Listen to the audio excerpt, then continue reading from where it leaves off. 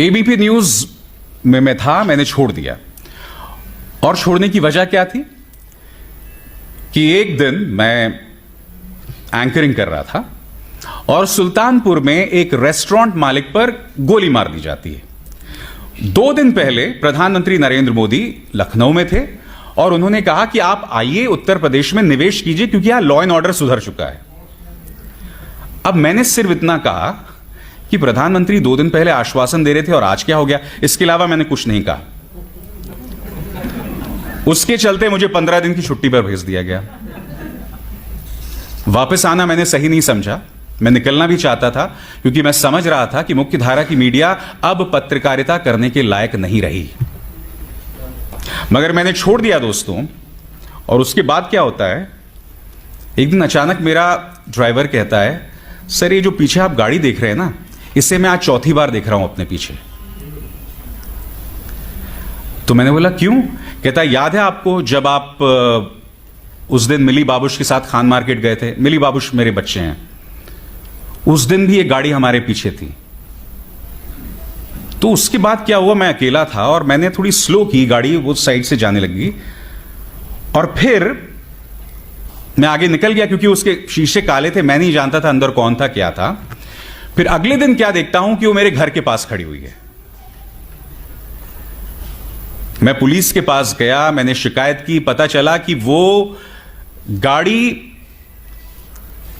किसी कश्मीरी की थी जो श्रीनगर का रहने वाला था मगर नोएडा में काम कर रहा था। अब मुझे लगा अगर 1 in a blue chance कि वाकई ये वो है, कोई कश्मीरी मुस्लिम है जो यहां काम कर रहा है दिल्ली में, और अगर मैंने शिकायत को आगे लेकर गया तो वैसे ही तो आपको जानते हैं कश्मीरी और मुस्लिम तो बहुत ही जबरदस्त कॉम्बिनेशन है पुलिस को ठोकने के लिए। तो मैंने शिकायत वापस ले ली, मगर मैं समझ गया था कि इसकी गाड़ी का इस्तेमाल किया जा रहा था मुझे टेल करने के लिए। जिस चीज का जिक्र पन्नू जी ने कहा, the process is the punishment.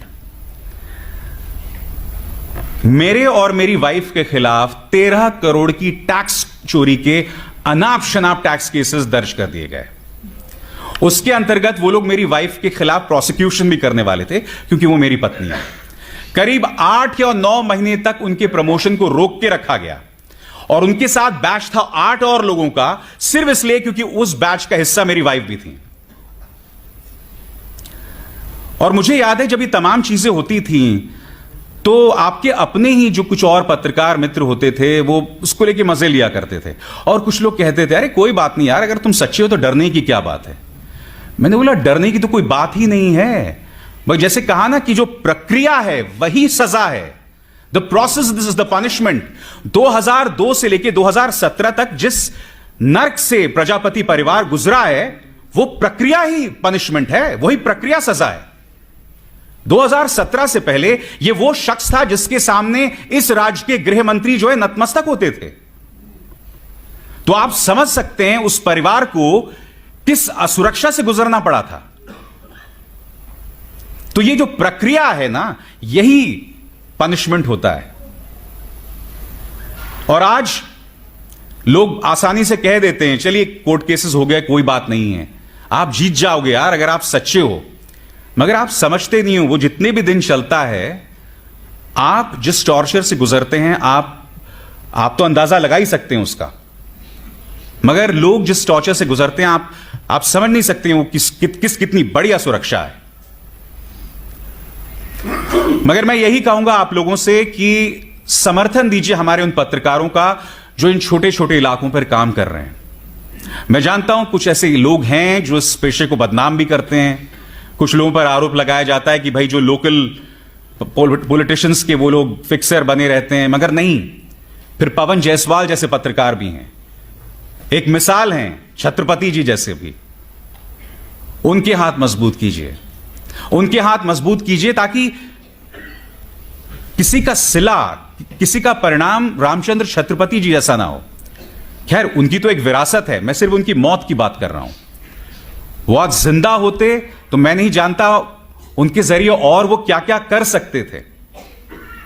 मगर हां, उनकी शहादत ने हम सबको एक मिसाल दी है।